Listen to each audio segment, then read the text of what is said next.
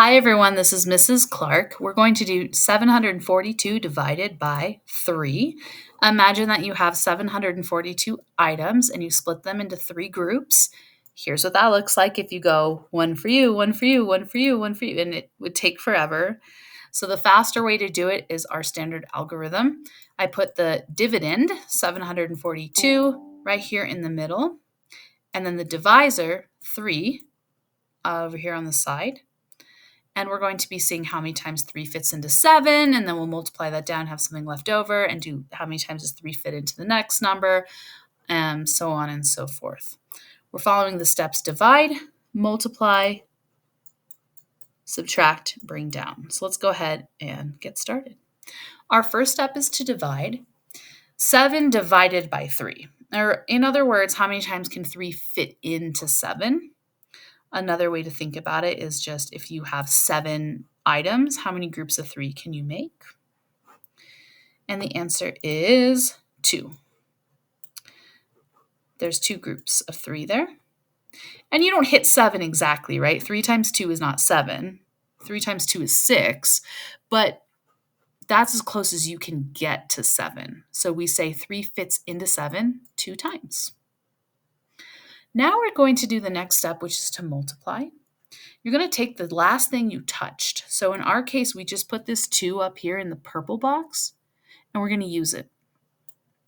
We're going to multiply 2 times 3.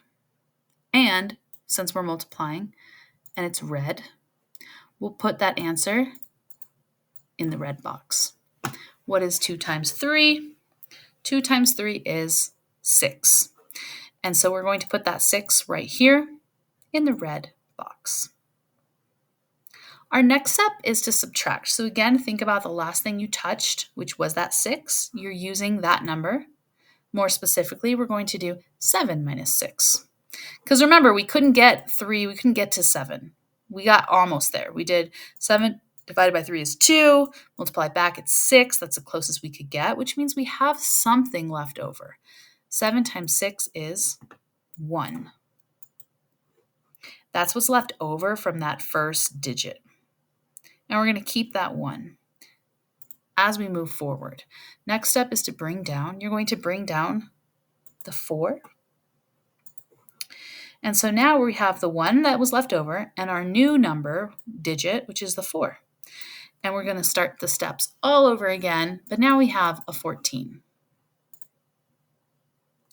We're going to divide, again using this 3. We're back to the 3.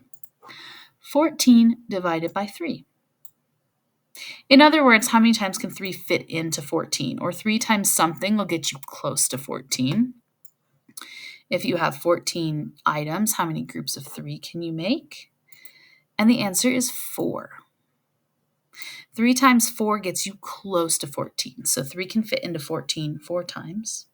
And you put that on top. The next step is multiplication. The last number that you touched was this 4. You're going to use it. Multiply 4 times 3. And multiply is red. So put your answer in the red boxes here. 4 times 3 is 12. Put this in the red boxes. Now our next step is to subtract.